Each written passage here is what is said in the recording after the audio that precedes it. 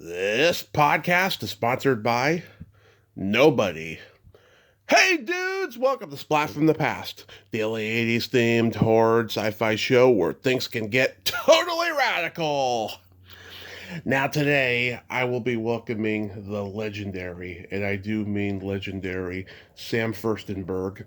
He directed 15, 20 films for Canon back in the day, including two of my absolute all-time favorites that we're going to deep dive, Breakin' 2 Electric Boogaloo and American Ninja, celebrating its 40th anniversary.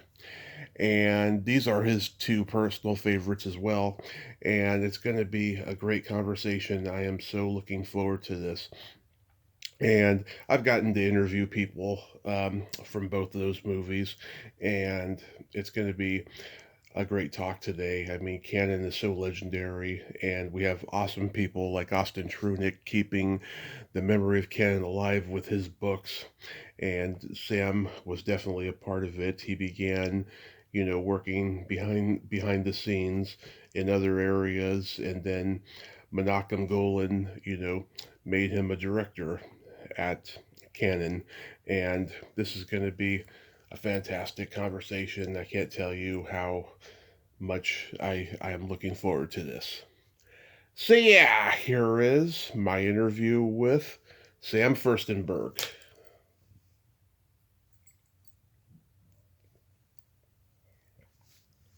Hey Sam, welcome to the show, sir. How are you today? Excellent. How are you, Tommy? I am fantastic. I can't tell you what a great honor this is. Thank you so much for coming on today.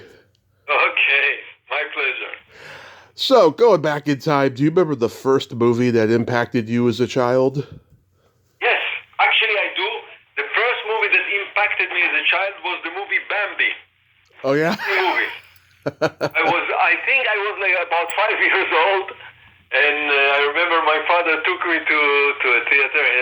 He took me. I was maybe 6, maybe 5, and this was the first movie I saw. The first movie I ever saw on a big screen, and I especially remember the fire sequence. Yeah, that's a sad scene. Animated fire sequence. Later on, some other movies, but this was the first one. Yeah, so did you want a career in animation at first? I don't think at this age I knew the difference between animation and not animation.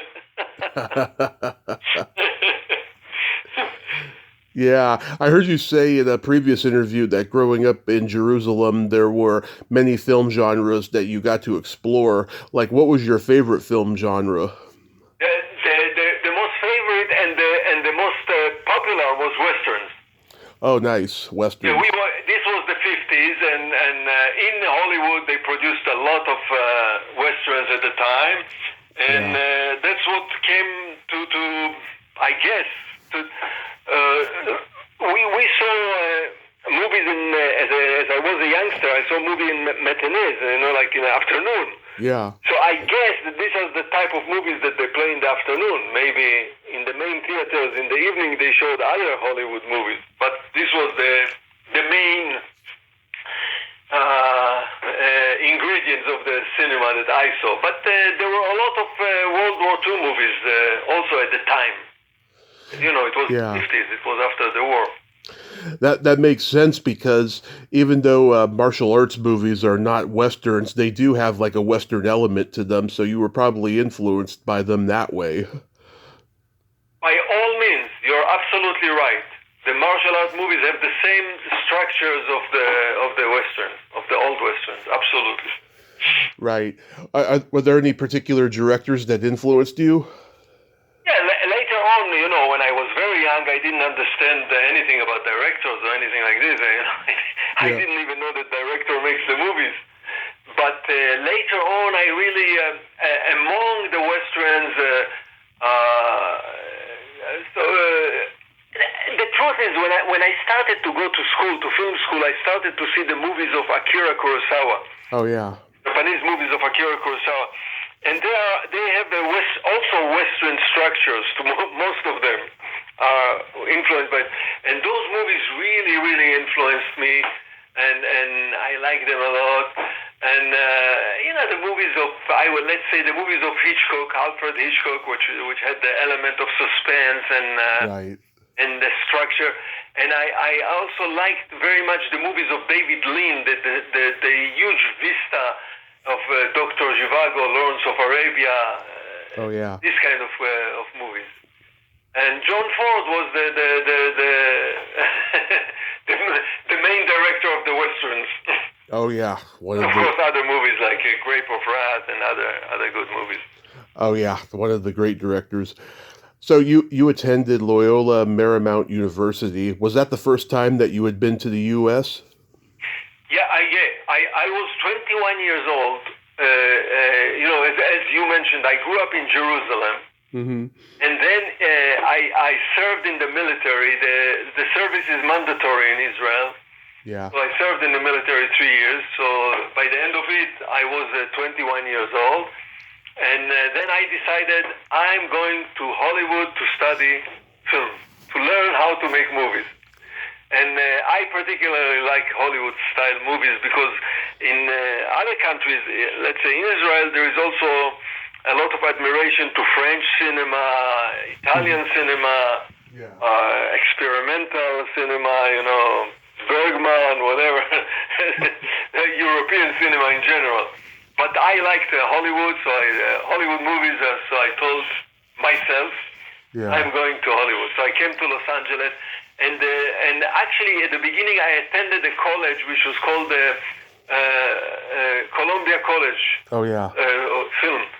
It's actually a school in Chicago, but they have a branch here in Los Angeles. So that's where I started, and then I moved on to Loyola Marymount.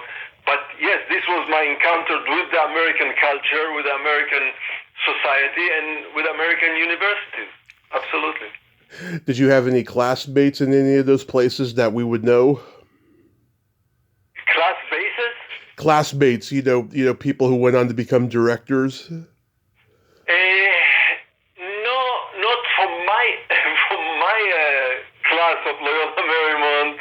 I would say that the least that I am famous, I am the most famous director that made. I directed 25 movies, commercial theatrical movies. So I think from my class or surrounding, the famous directors went to USC and to UCLA in Los Angeles. Right. Right. And the most famous director didn't go to any school, Steven Spielberg. Yeah. Did you? Yeah, but George Lucas went to USC. Yeah, did you try to get into those universities? I did. I was not accepted, yeah. Oh. I was accepted to Loyola Marymount. That's a shame. But did you get a good film education while you were there? Yeah, the great thing about going to film school, of course you can be a director, you can make movies without going to school, no question about it. Yeah. You can rise in the ranks of making movies by apprenticeship. You just, a young man who loves cinema can start working. Listen, Tarantino never went to film school. His apprenticeship was that he watched hundreds of thousands of movies. He was working in a rental shop, video rental shop. Right. So that's one way. But going to school, to film school, gives the students, or at least gave me, a practical view of the different field of cinema. Whatever it is, the cinematography, editing, makeup, wardrobe, building sets. But there is also another layer, which is theoretical studies of cinema, aesthetics, the history of cinema, the different styles of cinema. So it gives a depth to eventually, and not everybody that studies cinema ends up working in cinema, but they have the knowledge, they have what it takes. So it's nice to work in a field, to advance in a field that you know much more into it than just the technical, mechanical side of it. So how did you come to find Canon? when I went to school, as I say, it was actually I didn't say it, but it was 1972. I was 22 years old. I was going to school, and I immediately got involved in the practical side. I immediately got job.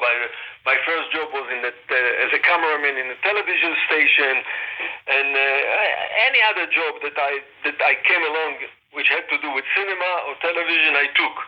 I also volunteered in a lot of shows, and then one of my chances was to work for Menachem Golan. He was the head of Canon, but this was before Canon, before he had Canon. And he was producing and directing a movie here in Hollywood called Lepke with Tony Curtis. And I just, applied to work with him. And I got a job. I started to work with him. So that's how I met the people who later became the heads of Canon, which was Menachem Golan and Yoram Globus. And both of them are Israelis. And I met them here in Los Angeles. I started to work with them. And I graduated, or let's say advanced from any menial jobs that I did in the beginning, even as basic as serving coffee on a set, to assistant director. I was for 5 years I was assistant director, and with their company, they had a company which was not Canon Film, was other company. So I was assistant director to Menachem Golan, and I think his biggest movie that he produced in Israel was Operation Thunderbolt, Antebbe, the raid on Antebbe. I was an assistant director on this movie, and then eventually I directed my own movie, like a very, very basic independent movie. It was called One More Chance, and we the producer and myself, we ran out of money. At the same time, those two gentlemen, Menachem Golan and Yoram Globus, they bought the company Canon. Canon was a film company in New York, a distribution company. They bought the company and they moved it here to Los Angeles, where I went to school, Loyola Marymount, and I made the movie. And we ran out of money. They had more money. So I approached them, and this was already Canon Film. I approached them if they like the material, if they will help us or me to complete the movie, which they did. So they put more money into the movie, they completed it, and they distributed it. So that's how my crossed paths with Canon. That's how but it was kind of a reunion with the same people. Yeah, I like Lepke. That's a good little gangster biopic. Did you learn a lot on that movie? Yeah, I was working I was kind of an assistant in the art department in this movie. Did Menachem become like a mentor to you? Yes, in a way, yes. Because first of all, I as I say, I was assistant director in their company. Right. And they moved me from one movie to another. Not necessarily that he directed. Some movies he did not direct. I worked with another famed director for the company, Boaz Davidson, and others. So yes, just to watch.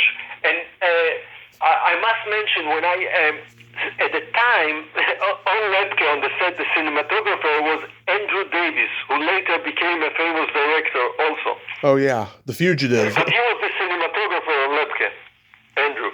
And I befriended him, and we became friends. And he told me, listen, Sam, you want to be a director, you keep yourself next to the director all the time. Watch the director, see what he's doing, learn from the director. So I kind of took his advice, and I attached myself to the hip of Menachem Golan, and not only during the filming, the shooting, but later on in the evening, every day I went with him to watch the dailies, and I went to him to the editing room to see what he's doing in the editing room. So in a way, yes, it became my mentor. Not that he took it over upon himself to be so. But later, when I started to direct, and he was the producer, all the movies that I directed for Canon, he was the producer. Right. Yeah, he he gave it was his vision. The type of movies that I directed was the vision of Menachem Golan. So he was never involved in directing, in directing on the shooting stage, but he used to come a lot to the editing room. And here and there, every few days, he said, "Okay, Sam, show me one scene. Let's see what you did. Let's show me a scene. Show me two scenes." And we would discuss it, or during the stage of the script. So yeah, he kind of mentored me in, a young director, never directed a movie. So movie number one, movie number two, three, just to build the confidence. And later on, I was let loose to do whatever I want in the company. So you can say so, yes. Yeah. Mentor. So I grew up on the Breakin movies. I love Breakin 2, Electric Boogaloo, and yeah, thanks. Yeah. Now, Joel Silberg had directed the first one, but then he went on to make Rappin'. So Right. Menachem assigned this one to you? Yeah, the events, the chain of events was so. We made a movie, I directed a movie called Revenge of the Ninja. Right. And the company decided to do a sequel immediately, Ninja 3 to Domination. The idea that a female will be the star of Ninja 3 Domination came from Menachem Golan. He wanted a female. Okay, so we interviewed so many actresses. Eventually we set up with Lucinda Dickey. Right. Lucinda was a dancer. Lucinda had the look, the physiques to do it. And there were people who were training her to do all the ninja, the martial art moves on the set. But because she was a dancer, it was pretty easy. I guess it's very easy to teach a dancer the martial art moves. And at the same time, while we were filming or editing, the idea came to Canon Film to make this movie Breakin. And they were looking, they had the two stars, Shrimp and Shabadoo, Adolfo and Michael, and they were looking for a dancer, a young female dancer that will fit into the story. Lucinda was just the perfect one. She was a dancer. She already made a movie in Canon. Yeah. And they liked her. I was not involved. As you say, Joel Silberg was the director. I was not involved. So I guess they liked her. And we finished the filming. She moved on to Breakin. And I was involved in the editing of Ninja 3, The Domination. But the company really wanted the movie Breakin to come out into the market very fast. Yeah. Quickly. So they filmed it and they edited in a breaking speed, in an unbelievable speed. And the movie came out to the theaters before we finished the editing of Ninja 3 The Domination. So here, the movie came out, was a tremendous success. This was the biggest success for Canon up to this point, for the company Canon Film. Yeah. So immediately they wanted a sequel. By then, Ninja 3 The Domination came out, so in a reverse order. It was soon before Breakin, but it came out after Breakin. So I don't know why they did not assign the sequel to the same director, Joel Silberg, which I knew him. He was an Israeli director. So I had no idea what happened. Did they had a fight? Did they had a disagreement? No idea. And as I finished the editing and the movie came out, Menachem Golan approached me and he said, "Would you do the sequel of Breakin to Electric Boogaloo?" I was very happy, elated. After two movies with blood and violence and guns and explosions and what you have, suddenly I have a chance to do a musical. Wow, I was very happy. So that's how it came about that I was interested in directing Breakin to Electric Boogaloo. Yeah, because it's funny. The first one had an almost soap opera feel to it, whereas this one is like an old Hollywood musical with an 80s music video backdrop. I mean, they're like two different movies stylistically, but we love those characters. Correct, but so you're correct. Perhaps, maybe maybe the other director, Joel Silberg, had more of a approach of melodramatic approach, which is soap opera approach. Yeah.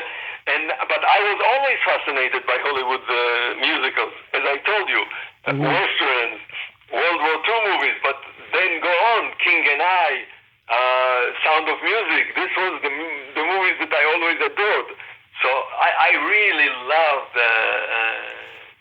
Hollywood musicals, and I also I had some knowledge about the Mickey Rooney and Judy Garland type of musicals, which are kind of similar to Breaking to Electric Boogaloo, or the other way.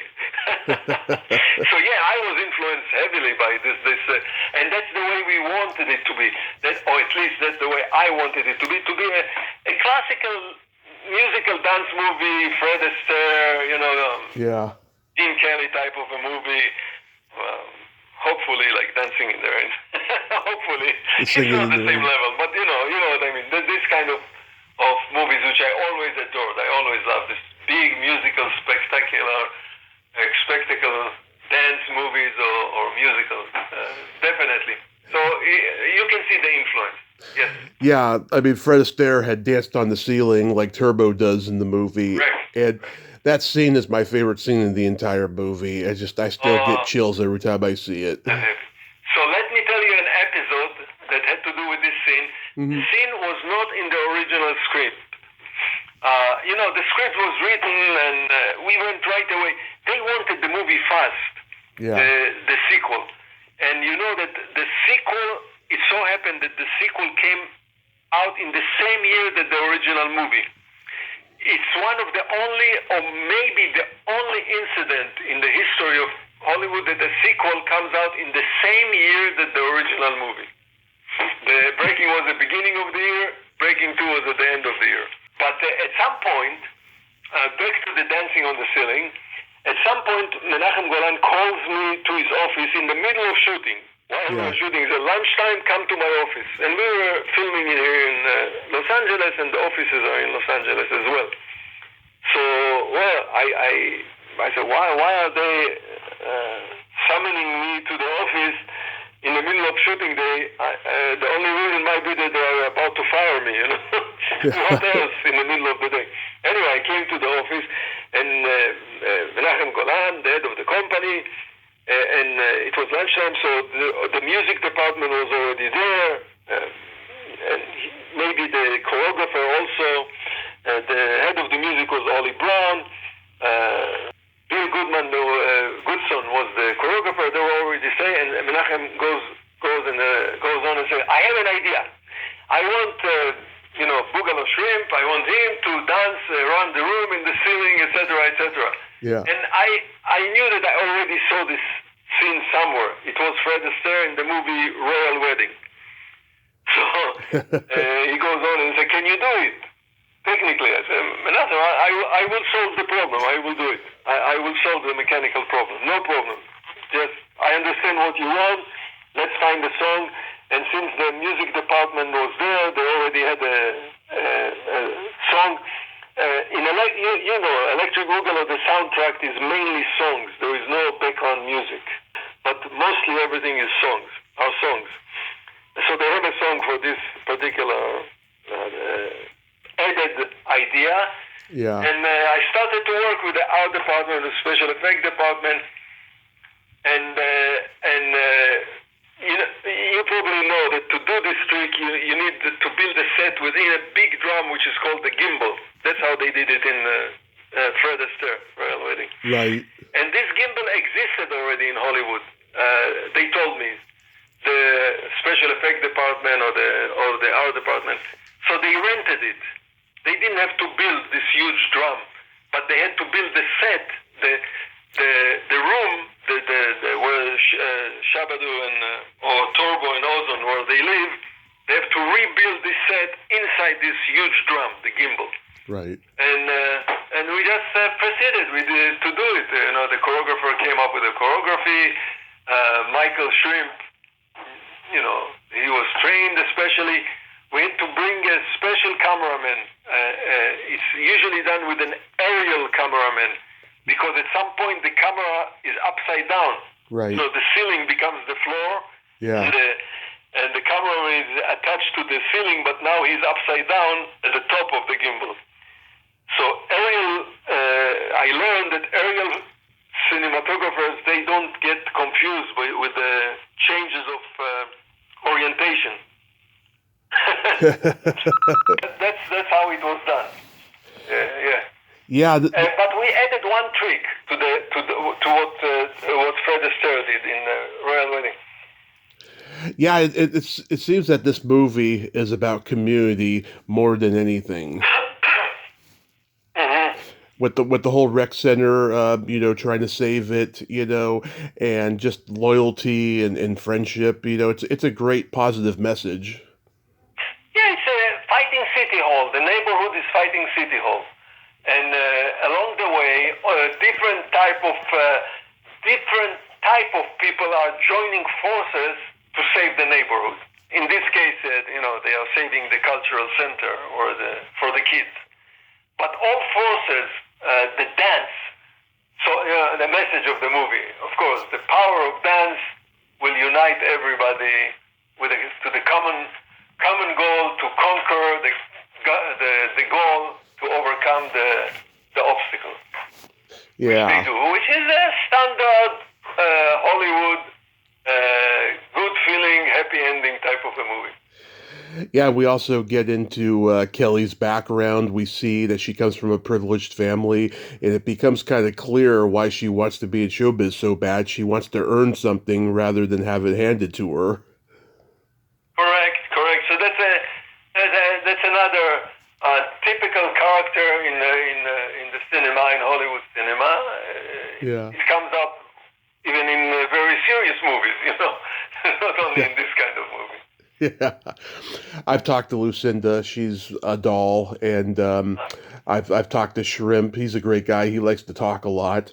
And Carolyn Towns, she's amazing. I love that little music video ending you guys did with her with the "Believe in the Beat." Sure. That was. She's from New York, if I'm not wrong. Am I wrong? Or? I think she's in New York. Yeah. Yeah. I believe so. Did Shabadoo seem competitive with Lucinda and Shrimp? Yeah. I will put it this way. Shabadoo was the guru. He was the big guy on the set, right? Yeah. He was the god. Now he's known, he passed away. Mm-hmm. And but nowadays he's known as the prince of breakdance or the prince of street dancing. He's called nowadays the godfather of street dancing. That's his. But even then, he was the guru. He was the big guy. Everybody was looking up to him because by then he was already famous when it comes to hip hop culture, to hip hop dance, to street dancing. He was already participated in many television shows, Soul Train and other big dance shows. So he was famous, and he set up the tone. Of course, there was also a choreographer, as I said, really good son, but they worked together. And Shabadoo was the hancho. Everybody was looking up to him. All the dancers, the dancers that you see in the movie, they were on the set almost every day, all the time on the set, and looking up to him. Shrimp was his protege. He brought him into his television shows. Oh yeah. Shabadoo. Lucinda was the one outsider. She came now. They already worked together before, but without me. So I don't know what was the relationship in the previous movie in Breakin. But she was the outsider, basically.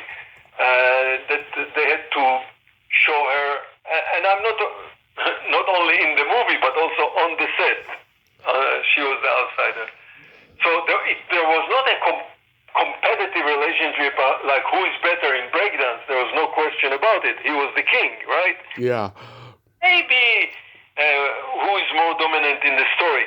Now I must tell you and everybody else that the director is so busy while working on a movie. Director is very, very busy. Mm-hmm. That the director does not have a chance to to be involved in the behind the scene, what's happening outside the set.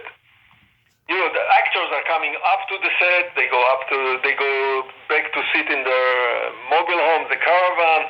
They have lunch. They talk. They have a lot of time which are not with me, in front of me. I don't have this resting time. The director is, if the filming is 12 hours every day, the director is on the set 12 hours, either talking with the cinematographer, working with the art department, in between different shots, and then working with the actors, rehearsal, working with the shooting, resolving production problem. So I don't have the privilege to be involved in the behind the scene, what's happening behind the stage, the set. Right. So people will ask me sometimes, what was the relationship between Michael Dudikoff and Steve James in American Ninja behind the set? I really don't know. I was not exposed to it. When Breakin 2 came out and it didn't become as popular as the first one, were you disappointed? Not necessarily. I'll tell you. It was. I mean, it takes time to know that it's not as popular as the first one. Right. It's not obvious in the first or second week. It was very popular. The kids who already, you know, were admiring the Turbo and Ozone and Kelly Kay, they were waiting for the movie, so they ran to the theaters. It takes some time to understand that it made less money, was less popular. I think by then I was already involved in making American Ninja. Right. So I didn't have time to even to realize what's happening because I was... I don't know, I cannot be disappointed. I was not the director of the first one. Maybe if it's the same director. For me, it was a big triumph. I made a movie, Electric Boogaloo. Great success. Yeah, I mean, it's grown into... So from this point of view, you understand, I was not involved in the first movie. Right. I mean, it's grown into an institution now. I mean, it's become such a big cult hit. Like, people go crazy for this movie, and I'm one of them. You know? But eventually, as we said, as far as I know, this is very hard to measure. Nowadays, Electric Boogaloo is more popular and more admired than the original. Right. Right. So, well, I don't know. Maybe this is the redemption. I don't know. So then you do American Ninja. Were you enthusiastic about making another martial arts movie? Yeah. Listen, there was here an opportunity. Something interesting came up. Mm-hmm. When I directed the movie Revenge of the Ninja, I worked with Sho Kasugi. Mm-hmm. Sho Kasugi is the real thing. He is a ninja. He was trained, educated, of course, champion of martial art in Japan, so it was a great opportunity to learn this business, to get into it. But then suddenly Menachem Golan, the head of Canon, came up with this idea. And he told me after the movie Breakin, Electric Boogaloo, he said, "Okay, the fight is over." But everybody wants more ninja movies. When he says everybody, I guess he meant all his buyers, all the people around the world who buy movies from the company. We need another ninja movie. But this time we're going to make American Ninja. So the whole idea that now we are taking this Japanese cultural phenomena or mythical phenomena, which is ninja, and number one, we made Western movies out of them, and now we are taking it away from the Japanese culture altogether and making it, Americanizing it. I understood immediately, right away, that it's going to be more popular because the world is watching Hollywood movies. That's what rules the world. You know? Star Wars. Nobody can make Star Wars, only Hollywood. Right. So people around the world, they are used to see American movies, Hollywood-style movies. And if we will take this hero and make him an American hero, so, we are really into Westerns now, but modern Westerns, ninja. Right. And so I understood that it would be interesting. I was more involved in writing the script in American Ninja than any other before. So we already knew we knew the type of character. It's an interesting character, reluctant hero. So yeah, I approached it very enthusiastically. This movie. So it has nothing to do with being tired of making ninja movies, not at all. Because every movie, the team, the creative team can come up with new ideas, with some new angles, something that was not done before. And here it was quite a challenge, quite interesting, because we based everything in a military base, American military base in the Philippines. So this was really exciting, pretty exciting. I really got excited even more when we started to work with Michael Dudikoff and Steve James. And I realized the great chemistry that existed between those two actors. Oh, yeah. I mean, that scene where he humiliates him in front of the platoon is great. Great scene. I was talking today with the producer, with Gideon Amir, the producer, and kind of this scene was kind of his idea. And yeah, it's a great idea scene. But the relationship, the development of the relationship between them is very interesting through the plot, through the story. But many times it depends on the actors who are portraying the character. As we all know, some movies are just the chemistry is unbelievable. The movie Casablanca, it works, or the movie Rocky. It works because of the chemistry also between the two actors who are the leading the story. And here it was everything was right between Michael Dudikoff and Steve James. How did you find Armstrong? How did you find Michael Dudikoff? Michael Dudikoff came out in an open casting session. When we did the casting for American Ninja, we decided on what's called the open call. Usually in the movies, a description is being sent to agents, and the agents send in a candidate for the part. But this American Ninja, we decided, myself, the producers, the company, we really need to try everybody. So it was what we called open casting and or open audition, and the call went to martial arts schools, to any actor, even not unionized, without an agent, anyone could come. And I think we saw about 400 young men. First, they had to, before they even met me, they had to meet with Mike Stone. Mike Stone is also a famed champion, martial art champion, and he was actually the man who came up with the idea of making the movie Enter the Ninja. Yeah. Which means bringing the ninja idea to a Western cinema. So Mike Stone was the choreographer of American Ninja, and we decided that whoever wants to come in and to audition for the American Ninja, the part, Joe Armstrong, will have to see Mike first to see if he's a martial artist, the candidate is a martial artist, or is able to acquire the martial art moves. If Mike decides that it's okay, the next stage they will meet with me for acting purposes, for whatever the director has to make the decision.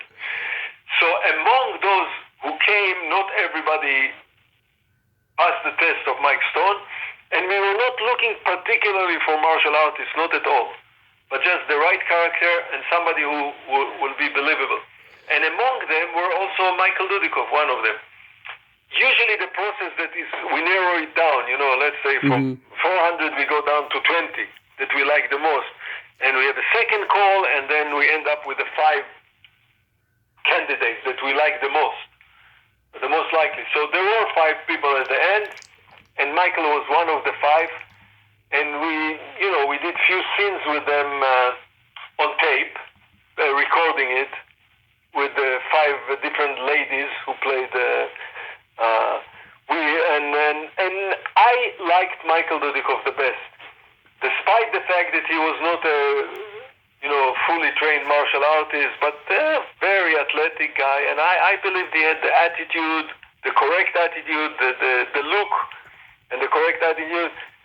By the way, for the other part, for Jackson, we only saw Steve James. I mean, we might have seen few people, but when I met Steve James, I knew that this is the guy. He is no one else. So he got the part right away, and eventually, the company made the deal with Michael Dudikoff, with his agent, and he was aboard, and he was with us. Yeah, how we found him in an open call, in an open audition. Yeah, I mean, he became a canon star just as much as Chuck Norris and Charles Bronson did. Sure. And Michael already made a movie by then. First of all, he was in the movie Bachelor Party. With Tom Hanks. Yeah. But he already starred in a movie directed by Albert Payun, which was Radioactive Dream. Radioactive Dreams, yeah. So I was able to see Michael also in Radioactive Dream, to see how, his abilities, his acting, whatever. Yeah, Radioactive Dream. That's amazing. How did you find Judy Aronson? Judy, I don't remember particular, but she was one of the five. And I believe that she was already in Friday the 13th when she came to us. Right. So she was already a known actress, and she was one of the five finalists. And it so happened when in the reading she didn't read with Michael. She probably read with somebody else. But we liked her the best, and we liked Michael the best, and it just worked. So she came along with a regular auditioning type of a system, but she already had the movie Friday the 13th behind her, so she had experience and people knew who she was. Yeah, I just love her reactions to Dudikoff breaking her high heels and tearing her skirt. Yeah. Yeah, definitely. Yeah, I've talked to her. She's great. What was the most challenging scene to film? The most challenging, I would say, is the end action scene, the final action scene, which involved a lot of participants, action, and a lot of explosions. Explosions are pretty dangerous. If people have to run in a field and explosions are happening at the same time, it requires a lot of coordination and safety, because something might go wrong. So this whole episode, this whole sequence of the end, which includes, as I say, a lot of shooting through guns, machine guns, explosions on the ground, and then a big sequence with a helicopter in the air. This was technically very challenging. Other than that, most of the other fights, the action sequences, we got together. They were under control. This was also under control.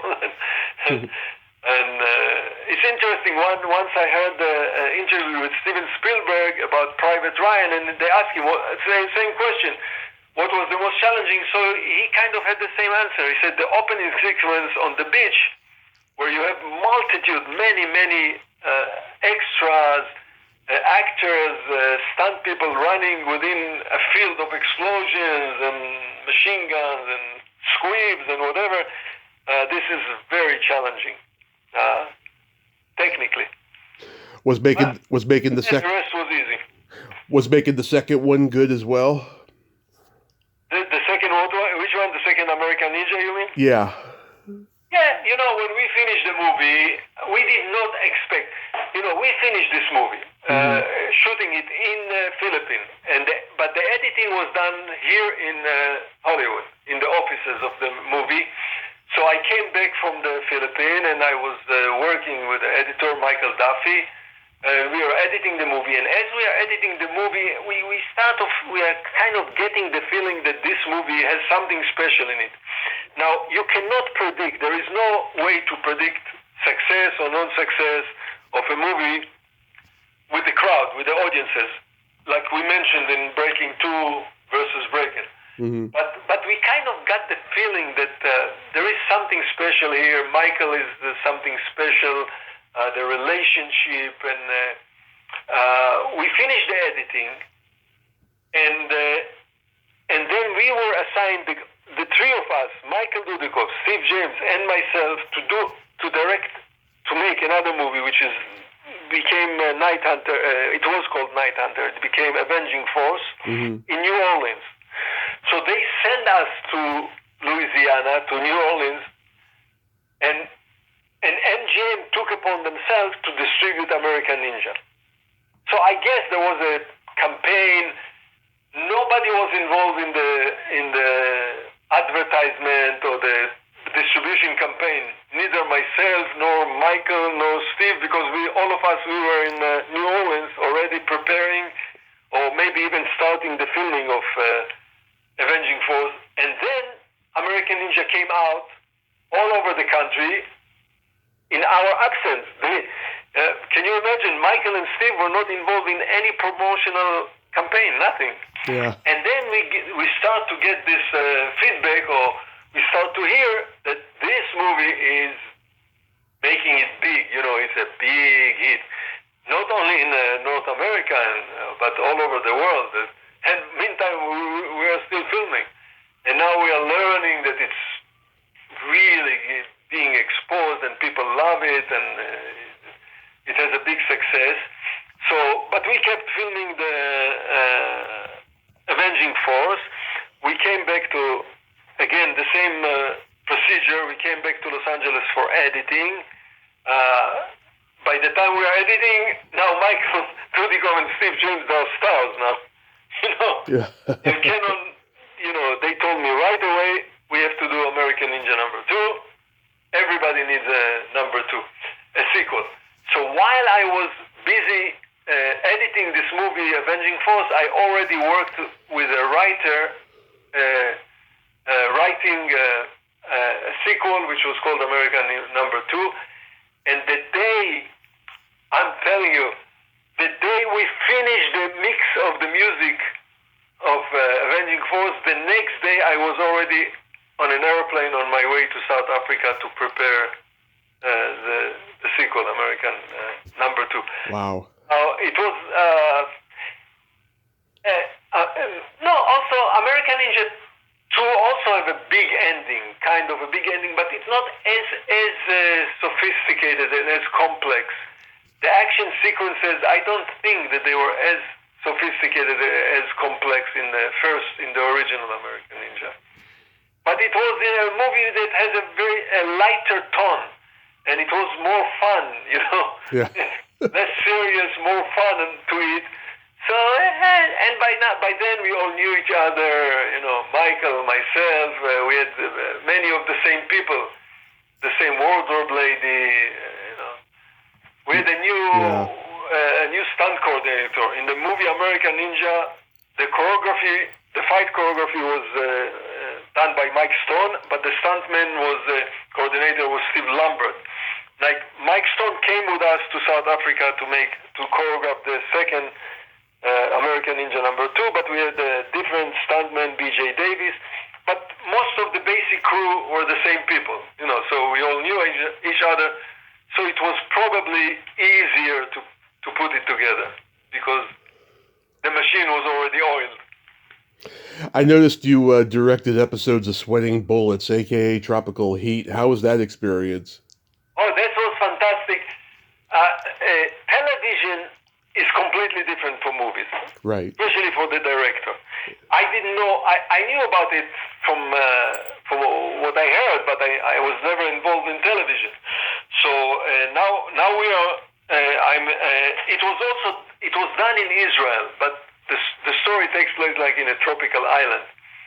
Now in television series, you work with the same principal actors every episode, and directors usually jump. Director cannot direct every episode because 1 week the shooting is only 1 week. So 45 minutes of an episode in 1 week. Mm-hmm. If it's a 1 hour show, if it's a half an hour show, it's about 25 minutes episode in 6 days. You have to finish in 6 days. And the big difference is that in movie making, the director is at the head of the pyramid. He is the main set, on filming, the director is the final authority. Right. Whatever the director decides, that's what's happened.